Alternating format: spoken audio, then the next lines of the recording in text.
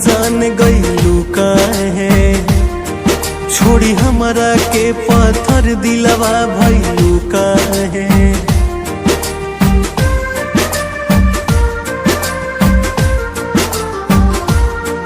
दूसरा के बन के जान गईलू काहे, छोड़ी हमरा के पत्थर दिलवा भइलू काहे। बन के पहले दिलवा के जान बन गईलू फिर अनजान। फलल फूलल जिंदगी के तू कह दिहलू शमशान। तोड़ देलू दिल बार बार, होई नहीं फिर कबो प्यार। तोड़ देलू दिल बार बार, होई नहीं फिर कबो प्यार।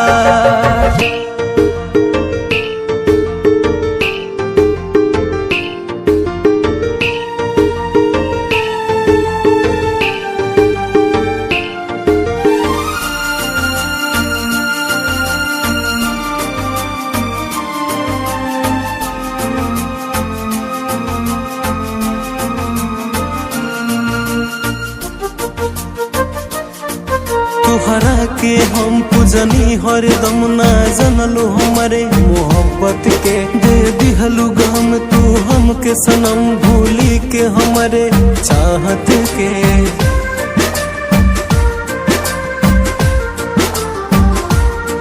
तोहरा के हम पूजनी हरदम ना बुझलू हमारे मोहब्बत के।